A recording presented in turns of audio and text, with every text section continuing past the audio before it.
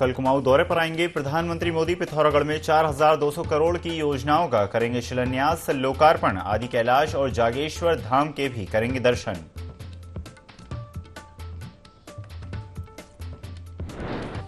आंदोलनकारियों के आरक्षण बिल का मामला, विधानसभा में हुई प्रवर समिति की बैठक। अंतिम निर्णय लेने के लिए फिर होगी बैठक।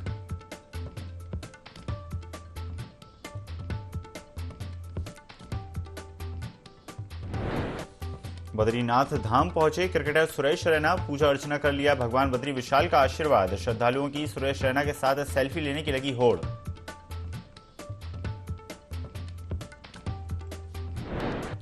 देहरादून में कार और कंटेनर की भीषण टक्कर, सेना के कैप्टन की मौत, साथी अफसर हुआ घायल।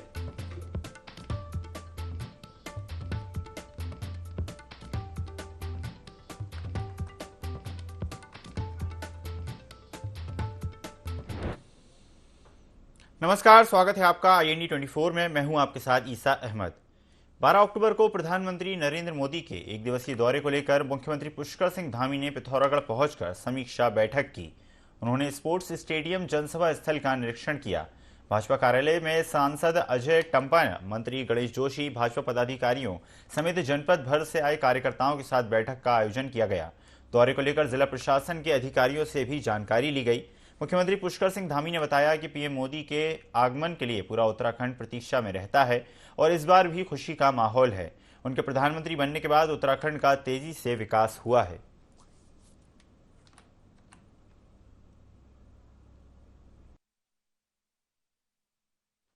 प्रधानमंत्री जी के आगमन के प्रतीक्षा में पूरा उत्तराखंड हमेशा रहता है और इस बार भी हमें सबको प्रतीक्षा है। लोगों में खुशी का माहौल है, उत्साह है और जब भी उत्तराखंड आते हैं तो निश्चित रूप से यहाँ के लोग हमेशा उनकी प्रतीक्षा करते हैं, क्योंकि उनके प्रधानमंत्री बनने के बाद उत्तराखंड का तेजी से विकास हुआ है। पहले केदारखंड के अंदर हमारे चार धाम ऑल वेदर रोडें, ऋषिकेश कर्णप्रयाग रेल लाइन, केदारनाथ जी का पुनर्निर्माण और इसके साथ बद्रीनाथ जी का मास्टर प्लान, ऋषिकेश एम्स का संचालन, देहरादून हवाई अड्डे का विस्तारीकरण और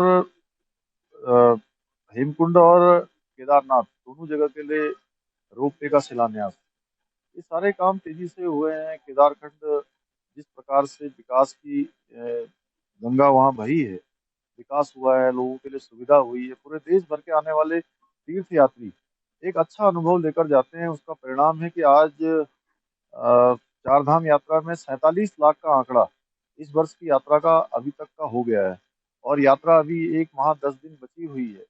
तो ये बहुत बड़ा आंकड़ा होने वाला है। इसी प्रकार से कांवड़ यात्रा हमारी बहुत रिकॉर्ड तोड़ हुई। 4 करोड़ 15 लाख लोगों ने माँ गंगा का जल लेकर अपने स्थानों पर गए हैं।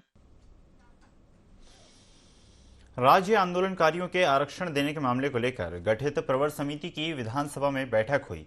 इस बैठक में भाजपा विधायक मुन्ना सिंह चौहान, उमेश शर्मा, विनोद चमोली के साथ ही कांग्रेस पार्टी के भुवन कापड़ी और बसपा के विधायक मोहम्मद शहजाद मौजूद रहे। बैठक में राज्य आंदोलनकारियों के सरकारी नौकरी में आरक्षण को लेकर चर्चा की गई। संसदीय कार्य मंत्री प्रेमचंद अग्रवाल ने कहा कि एक और बैठक में पूरा ड्राफ्ट तैयार कर लिया जाएगा। अगली बैठक में कुछ और पहलुओं पर मंथन किया जाएगा। बता दें कि प्रवर समिति के कार्यकाल को 1 महीने के लिए बढ़ाया गया है।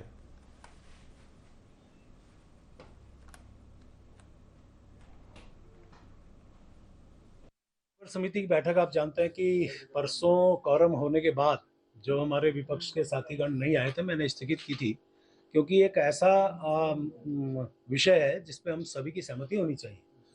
और आज बैठक में हमने सबने बैठ के सारे बिंदुओं पर बहुत विस्तार से हमने चर्चा की है। अच्छा लगा, सबके सुझाव बहुत महत्वपूर्ण सुझाव आए हैं। सबको सम्मिलित करते हुए एक बैठक अभी और करेंगे। अभी तक जिन आंदोलनकारी साथियों को या उनके आश्रितों को नौकरी मिली है या अन्य जिनको हमें क्षैतिज आरक्षण देना है, उस पर बहुत अच्छे ढंग से हम लोग डिस्कस कर रहे हैं और उम्मीद कर रहे हैं कि सभी उत्तराखंड आंदोलनकारियों को हमारा ये जो डिस्कशन है, जो हमारा ये मंथन है, वो उनके हित में होगा। प्रदेश की कैबिनेट मंत्री रेखा आर्य उत्तरकाशी दौरे पर रहीं, जहां मंत्री रेखा आर्य के साथ ही नेहरू पर्वतारोहण संस्थान उत्तरकाशी के बेसिक एवं एडवांस माउंटेनियरिंग प्रशिक्षण कोर्स के दीक्षांत समारोह में शामिल हुई।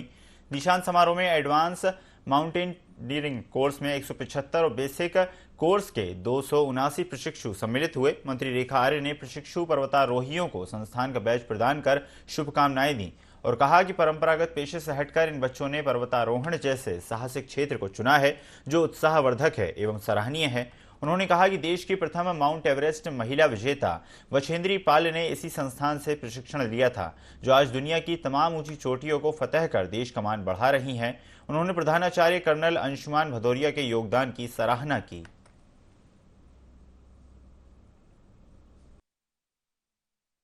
आज नेहरू पर्वतारोहण संस्थान में हमारे ऐसे प्रशिक्षक जिन्होंने बेसिक कोर्स किया इंजीनियरिंग का, जिन्होंने एडवांस कोर्स किया इंजीनियरिंग का, आज उनका दीक्षांत समारोह रहा है, जहां उन्होंने नैनी नाना जैसे लगभग 16,000 फीट पहाड़ की चढ़ाई को पूर्ण करते हुए सफलतम वापसी करते हुए जो एक प्रशिक्षण होता है, चाहे वो शौक के रूप में हो, ज़रूरत के रूप में हो, करियर के रूप में हो, इन बच्चों ने अपनाया भी और उसको जीने का काम भी। और इन्होंने ये बताया कि साहस के आगे, धैर्य के आगे, दृढ़ संकल्प के आगे पहाड़ भी छोटा हो जाता है, यह इन्होंने बताने का काम किया। तो ऐसे आज इस दीक्षांत समारोह में मुझे प्रतिभाग करने का मौका मिला है और निश्चित रूप से सभी को बैच लगाते हुए मैं स्वयं अपने आप को गौरवान्वित महसूस कर रही थी। देश के प्रधानमंत्री नरेंद्र मोदी के आगमन को लेकर पिथौरागढ़ में तैयारियां जोरों से चल रही हैं। पीएम के दौरे को लेकर मुख्य सचिव एसएस संधू पिथौरागढ़ पहुंचे, जहां उन्होंने जनसभा स्थल पर तैयारियों का जायजा लिया और अधिकारियों को जरूरी दिशा निर्देश दिए। बता दें कि 12 अक्टूबर को प्रधानमंत्री मोदी कुमाऊं के दौरे पर आएंगे और पिथौरागढ़ में 4,200 करोड़ की योजनाओं का शिलान्यास लोकार्पण करेंगे। साथ ही आदि कैलाश और जागेश्वर धाम के भी दर्शन करेंगे।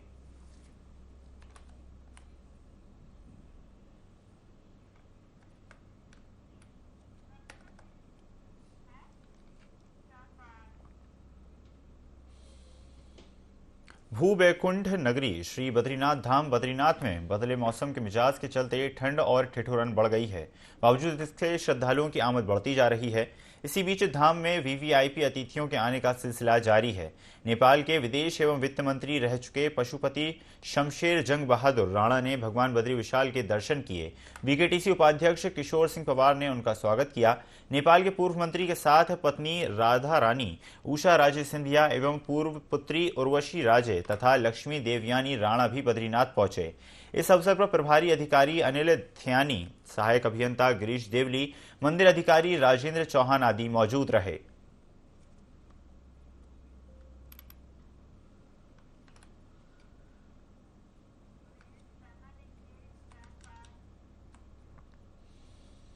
वैकुंठ धाम बद्रीनाथ में वीवीआईपी के आने का सिलसिला लगातार जारी है। धाम में खिली धूप के बीच इंडियन क्रिकेटर टीम के जाने माने खिलाड़ी सुरेश रैना भगवान बद्री विशाल के दर्शनों के लिए बद्रीनाथ धाम पहुंचे, जहां बीकेटीसी प्रबंधन द्वारा क्रिकेटर सुरेश रैना का स्वागत किया गया।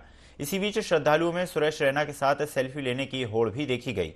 वहीं सुरेश रैना ने हाथ जोड़कर सभी का अभिवादन स्वीकार किया।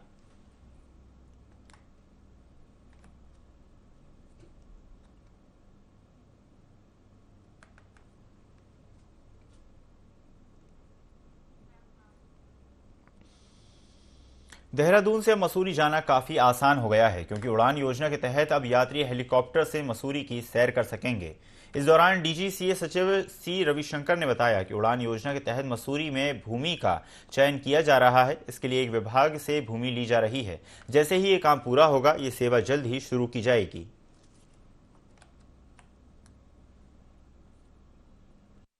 सहस्त्रधारा हेलीपैड से मसूरी तक जो है एक उड़ान योजना के तहत जो है एक सेवा शुरू होने जा रहा है।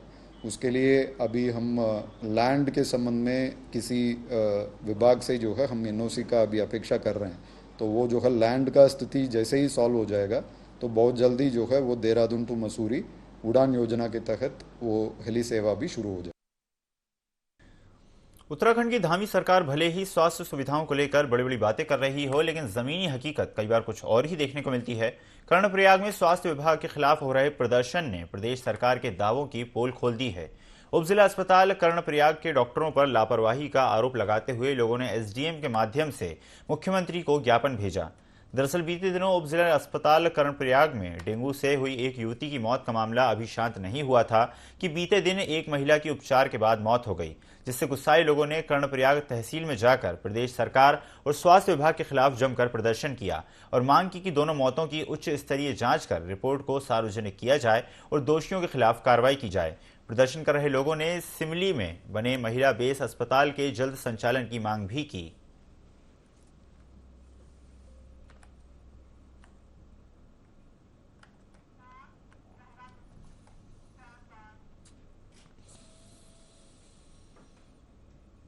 देश भर में 10 से 13 अक्टूबर तक राष्ट्रीय डाक सप्ताह मनाया जा रहा है, जिसके तहत डाक योजनाओं को उन क्षेत्रों तक पहुंचाने की कोशिश की जा रही है जानकारी नहीं पहुंच पा रही है। साथ ही उत्तराखंड के ग्रामीण क्षेत्रों डाक प्रदर्शनी, पत्र लेखन समेत कई प्रतियोगिताओं का आयोजन भी किया जाएगा। डाक सेवा डायरेक्टर अनुसुईया प्रसाद ने कहा कि प्रदेश में डाक विभाग ग्रामीण क्षेत्रों में चौपाल कार्यक्रम भी आयोजित करेगा, जिससे गाँव और शहर में वित्तीय समावेश बढ़ाया जा सकेगा।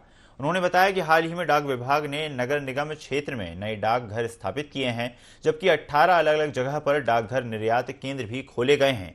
इन केंद्रों में विदेशी 5000 पार्सल बुक कर लिए गए हैं, जिनसे डाक विभाग को 50 लाख का बिजनेस भी मिल चुका है। अनुसुईया प्रसाद का कहना है कि जल्द ही उत्तराखंड डाक विभाग एक और नई पहल शुरू करने जा रहा है, जिसमें पोस्ट बैंकिंग करने वाली शाखाओं में पोस्ट ऑफिस कर्मचारियों को टैबलेट देकर उन्हें आधुनिक बनाया जाएगा।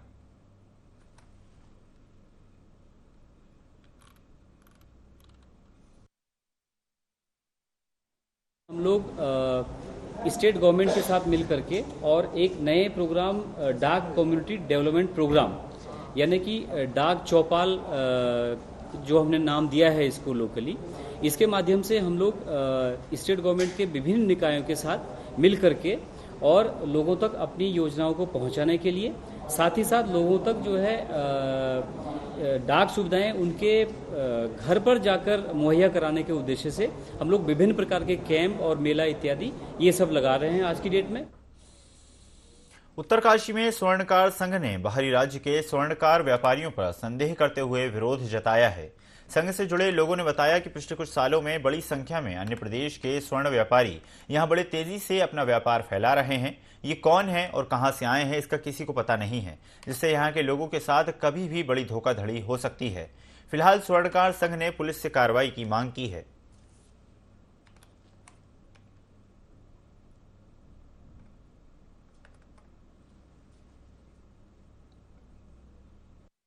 ये जो 19 लोगों ने नई दुकान खोली, ये लोग बिहार, कलकत्ता से आते हैं और यहाँ अपना आधार कार्ड पे पता यहाँ का बना लेते हैं।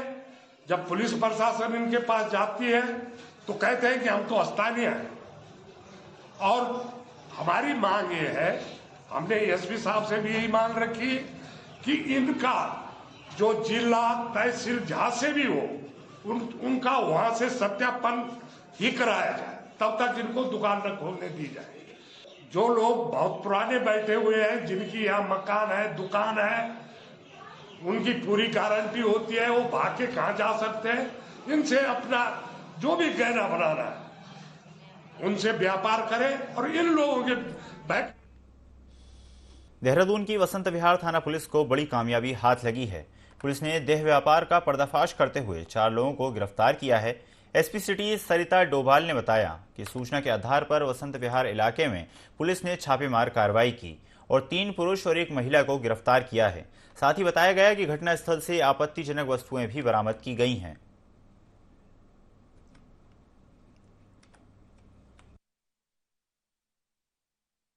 ये थाना वसंत विहार क्षेत्र में हमारी जो एसटी की टीम है और थाना पुलिस द्वारा जो है मुखबिर की सूचना पर एक जगह पर रेड की गई, जहां से 3 पुरुष और 1 महिला को गिरफ्तार किया गया, जिनके द्वारा जो है इमोरल ट्रैफिकिंग का काम किया जा रहा था। इस संबंध में मुकदमा पंजीकृत किया गया है और घटनास्थल है वहां से आपत्तिजनक वस्तुएं बरामद की गई। उत्तरांचल जीवन ज्योति ट्रस्ट बरी अंजनिया ने बग्घा चौवन में निःशुल्क स्वास्थ्य शिविर का आयोजन किया, जिसमें 75 मरीजों का स्वास्थ्य परीक्षण किया गया और निःशुल्क दवा का वितरण भी किया गया। डॉक्टर उत्तम कुमार ने बताया कि अर्थराइटिस, न्यूरोफंगल और वायरस से संबंधित मरीजों का परीक्षण करके निःशुल्क दवाइयां दी गईं। साथ ही शिविर में ग्रामीणों को संक्रामक बीमारियों से बचाव के संबंध में जानकारी दी गई।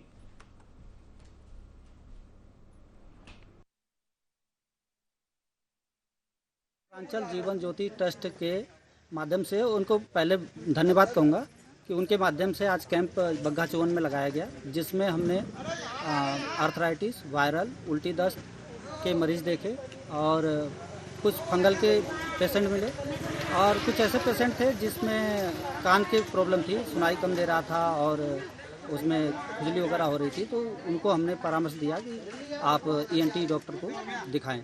बग्घा चौवन ग्राम सभा में हम लोगों ने आज निःशुल्क स्वास्थ्य शिविर लगाया। यहाँ पर स्वास्थ्य शिविर में हम लोगों ने हमारे डॉक्टर उत्तम कुमार ने, इनके द्वारा हम लोगों ने 70 से 75 मरीजों का निःशुल्क स्वास्थ्य जांचा और वहीं लोगों को हिदायत दी तमाम प्रकार के वायरल फीवर से बचने के लिए और कई प्रकार के जो अंदरूनी पेट की समस्या हैं, गैस, एसिडिटी, अनेक प्रकार की समस्या हैं, उसका इलाज यहाँ जांचा गया और उनको स्वास्थ्य की सलाह भी दी। केरल में निपाह वायरस का प्रकोप बढ़ने से उत्तराखंड स्वास्थ्य विभाग भी अलर्ट मोड पर आ गया है। केरल से उत्तराखंड आने वाले और जाने वाले लोगों पर विभाग द्वारा खासी नजर रखी जा रही है। कोविड की तरह ही निपाह वायरस भी एक से दूसरे को संक्रमित कर सकता है। केरल में 6 मरीज मिलने और 2 मरीजों की मौत के बाद देश के कई राज्यों में अलर्ट जारी किया गया है। इसकी अब तक कोई दवा या वैक्सीन नहीं बनाई गई है। इसका लक्षण के आधार पर इलाज किया जाता है। उमस और गर्मी वाले इलाकों में ये वायरस तेजी से फैलता है। दून अस्पताल के चिकित्सा अधीक्षक डॉक्टर अनुराग अग्रवाल ने बताया कि निपाह वायरस के मामले उत्तराखंड में अब तक सामने नहीं आए हैं।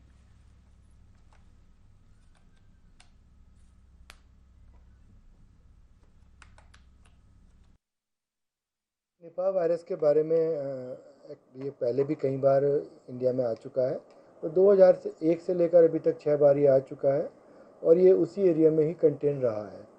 तो अभी एक अलर्ट आया है कि ये एक्चुअली काफ़ी तेज़ी से फैलने वाला फ्लू जैसा बुखार है, जिसमें ब्रेन अफेक्शन होने की वजह से दौरा पड़ना या बेहोशी आने वाली कंडीशन सीवियरिटी में जा सकती है। तो इसी में सभी इसी बात का अलर्ट है कि जो भी लक्षण इस तरह के सीरियस फ्लू टाइप के लक्षण हो तो उनको हम आइसोलेट करके रखें। 14 से 21 दिन तक का इसमें क्वारंटीन किया जाता है। अभी सिर्फ एम्स ऋषिकेश में अवेलेबल है। बहुत जल्दी कोशिश की जा रही है कि शायद हमारे यहाँ भी ये किट इसकी आ जाए तो जांच की जा सकती है। राजधानी देहरादून के दून अस्पताल में कुछ समय पहले उपचार के दौरान युवती की मौत हो गई, जिसको लेकर परिजनों में काफी आक्रोश देखने को मिला। इस दौरान मृतका के परिजनों ने कहा कि डॉक्टरों के गलत उपचार की वजह से युवती की जान गई। उन्होंने जल्द कार्रवाई और मुआवजे की मांग की। इसके साथ ही भाजपा से कुआसी मंडल उपाध्यक्ष बचना शर्मा ने अस्पताल प्रशासन पर आरोप लगाते हुए कहा कि सरकार की तरफ से सभी सुविधाएं दी जा रही हैं, लेकिन बिना प्रशिक्षण दिए गए डॉक्टरों की वजह से ऐसे हादसे होते रहते हैं।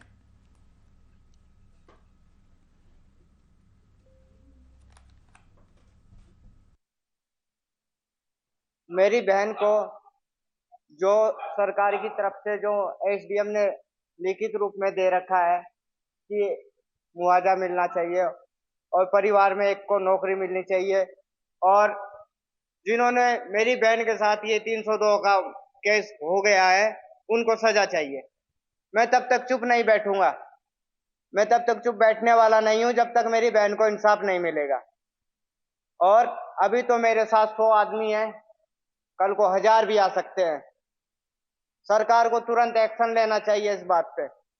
मैं पुलिस के पास जाता हूँ वो भी कुछ से कुछ बोलते हैं, किसी और के पास जाता हूँ वो भी कुछ से कुछ बोलते हैं। कुछ काम करने को राजी नहीं है सरकार, तब क्या करे। मैं परेशान हो चुका हूँ बहुत। हरिद्वार के सिड़कुल क्षेत्र स्थित मेट्रो हॉस्पिटल का एक वीडियो सोशल मीडिया पर वायरल हो रहा है। वायरल वीडियो में मरीज के साथ आए परिजनों ने एक डॉक्टर पर लापरवाही का आरोप लगाते हुए अस्पताल में जमकर हंगामा किया। सूचना पर पहुंची सिड़कुल पुलिस द्वारा मौके पर पहुंचकर परिजनों को शांत कराया गया। पूरे मामले पर जानकारी देते हुए मेट्रो हॉस्पिटल के CEO विकास सेठ ने बताया कि ज्वालापुर पीठ बाजार निवासी श्यामलाल को लीवर में खराबी होने के चलते अस्पताल में भर्ती करवाया गया था। हमारे द्वारा मरीज का इलाज सही तरीके से किया जा रहा था, जिसके बाद भी परिजन लगातार हंगामा कर रहे थे। श्यामलाल के उपचार के दौरान हालत बिगड़ने पर हमने परिजनों से उनको हायर सेंटर रेफर कराने को कह दिया। उसके बाद भी परिजनों ने उनको रेफर नहीं करवाया। फिर हमने पुलिस को पूरे मामले की सूचना दी। पुलिस की मौजूदगी में हमने मरीज को जीवित अवस्था में परिजनों को सुपुर्द कर दिया। परिजनों ने फिर भी अस्पताल में हंगामा किया। पूरे मामले में अस्पताल या किसी डॉक्टर की कोई लापरवाही नहीं है।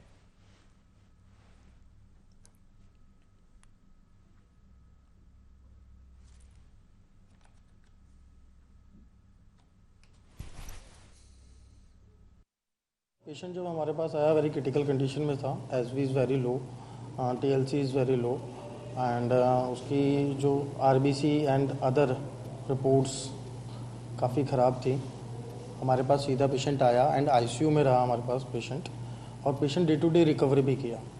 देयर आफ्टर पेशेंट दोबारा से क्रिटिकल हुआ, परिजनों को इन्फॉर्म किया गया, फिर परिजनों के कहने पे हमने उनको रेफ़र किया एंड लेकिन परिजनों ने काफ़ी शाउट्स किया हमारे अस्पताल में। इसके बाद पुलिस को बुलाया गया, पुलिस की मौजूदगी में उनका सब कुछ, दिल की धड़कन, उनकी टीएलसी, उनकी एचबी सब कुछ चेक कराई गई और फिर पेशेंट को वेंटिलेटर एम्बुलेंस के थ्रू रेफर किया। नगर पालिका परिषद मसूरी की बोर्ड बैठक में माल रोड में चल रहे साइकिल रिक्शा समाप्त कर ई रिक्शा चलाने की कवायद शुरू कर दी गई है, जिसके तहत लाल बहादुर शास्त्री राष्ट्रीय प्रशासनिक अकादमी, पर्यटक विभाग और जिला प्रशासन द्वारा मसूरी में ई रिक्शा संचालन के लिए स्थल चयन कर प्रक्रिया शुरू कर दी गई है। आपको बता दें कि नगर पालिका परिषद मसूरी में 121 साइकिल रिक्शा पंजीकृत हैं, जिन्हें पुनर्वासित किया जाना है, जिसको लेकर रिक्शा संचालकों के साथ कई बैठकें भी आयोजित की जा चुकी हैं। वहीं रिक्शा संचालकों ने ई रिक्शा लाने का स्वागत किया है, साथ ही नगर पालिका और जिला प्रशासन का आभार व्यक्त किया है। सर मेरे पिताजी चलाते थे, तो मैंने वो चले गए, उसके बाद मैंने चलाया, साइकिल रिक्शा चलाया। तो सर ये है कि रिक्शा अब आज के जैसे कस्टमर बोलता है कि जब मैं चिकचौलट जाना है तो हम झूलाघरी तक जाते हैं। नई रिक्शा आए हम वेलकम, सरकार का स्वागत करते हैं जी। अच्छी बात है, नगर पालिका भी, IAS अकेडमी का भी, क्योंकि आज का ज़माना टेक्निकल हो गया। अच्छी बात है, उसमें रोज़गार बढ़ेगा, टूरिस्ट ज़्यादा आएगा, अच्छी चीज़ आएगी मसूरी के लिए, तो अच्छा विकास होगा। इसमें यह है कि हम लोग झूलाघरी तक जाते हैं और कंपनी गार्डन तक जाते हैं, उनको सबको लाभ मिला जी। आजकल देखो अब सब नए नए लड़के आ रहे हैं, उसको नए लड़के भी चला सकते हैं, बुढ़ा भी चला सकते हैं, सभी चला सकते हैं। इसमें आप बहुत प्रभावित हो गया जब से ये स्कूटी चली किराए पे, तो हमारे काम पे बहुत फर्क पड़ गया सर। हम उनका स्वागत करेंगे, नगर पालिका प्रशासन का। हमारे रिक्शा चयन होने चाहिए सर, और रिक्शा चयन करने ऐसा होने चाहिए मतलब जो CNG और मतलब जो CNG भी और बैटरी भी चले साथ में, तो उसमें जब हम लंडोर और हमारा किचन पैलेस हर जगह जा सकते हैं सर। इसमें हम झूलाघर से आगे मना करते हैं कस्टमर को, कस्टमर इसमें नहीं बैठ रहा सर, इसमें बहुत फर्क पड़ेगा। और वो चले, वो इलेक्ट्रिक वाला तो हम फिर बराबर गार्डन में जाएंगे और लंडोर भी जाएंगे, कहीं मतलब टूरिस्ट को कोई परेशानी नहीं होगी सर। अब हम झूलाघर से आगे बोलते नहीं जाते, कस्टमर बोलते हमने आगे जाना भाई, होटल में जाना, तो क्या करेंगे सर? अगर बैटरी और CNG वाला इकट्ठा मिल के आगे आ गया तो हम उनको होटल तक छोड़ उनकी सेवा कर सकते सर। इसमें हमारी रिक्शा यूनियन से बैठक हुई थी और उनके द्वारा पुनर्वास करने का वो किया था कि उनको पुनर्वासित किया जाए। इस संबंध में नगर पालिका बोर्ड ने भी प्रस्ताव पास करके शासन को प्रस्ताव भेजा हुआ था कि जो चलाने में सक्षम है उनको ई रिक्शा, और जो नहीं है उनको और ढंग से पुनर्वासित उनको किया जाए। तो इसमें एकेडमी भी सहमत थी और प्रशासन भी, पर्यटन भी, और मुख्य सचिव महोदय के भी निर्देश थे कि इनको पुनर्वासित किया जाना। बद्रीनाथ क्षेत्र के उच्च हिमालयी क्षेत्र में स्थित सतोपंथ झील प्राकृतिक झीलों में से एक है। ये झील न सिर्फ धार्मिक बल्कि अपने प्राकृतिक सौंदर्य की वजह से भी विश्व पर्यटन के मानचित्र में दर्ज है। पर्यटक यहाँ मिलने वाली अद्भुत शांति और इसकी सुंदरता के कायल हैं, लेकिन आजकल पूरा सतोपंथ सरोवर तक का ट्रैक रूट प्लास्टिक, कूड़ा, गार्बेज से पटा हुआ है। पूरे कैंप साइट पर जहां तहां कचरा फैला हुआ है। यहाँ पहुंचने वाले पर्यटकों और यात्रियों ने इस स्थल को पिकनिक स्पॉट बना दिया है, और इसका परिणाम है कि यहाँ हर तरफ कचरा ही कचरा दिखाई देता है, जो इसके धार्मिक और प्राकृतिक सौंदर्य को नुकसान पहुंचा रहा है।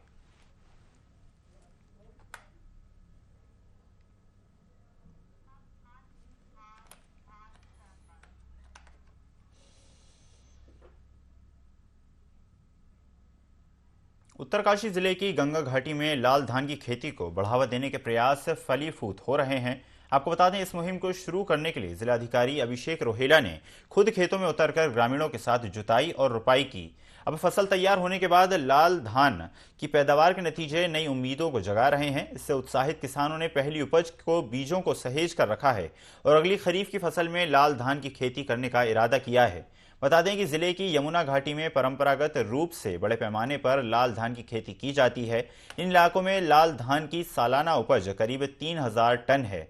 पोषक तत्वों और औषधीय गुणों से भरपूर लाल चावल की रंगत और अनूठा स्वाद इसको आम चावलों की तुलना में खास और कीमती बनाता है। इसकी देश विदेश में काफी मांग है।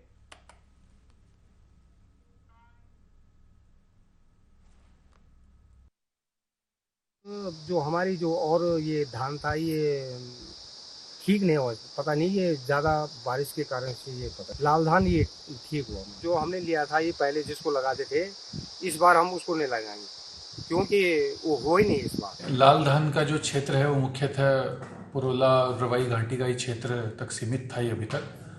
तो इस वर्ष गंगा घाटी में भी लाल धान को इंट्रोड्यूस करवाया गया।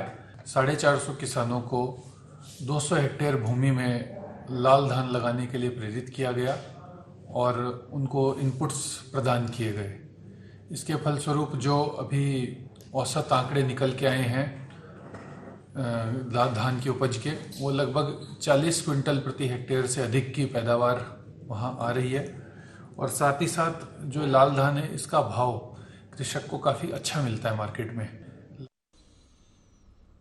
इस बुलेटिन में फिलहाल इतना ही। खबरों का सिलसिला लगातार जारी है, बने रहिए IND 24 के साथ। नमस्कार।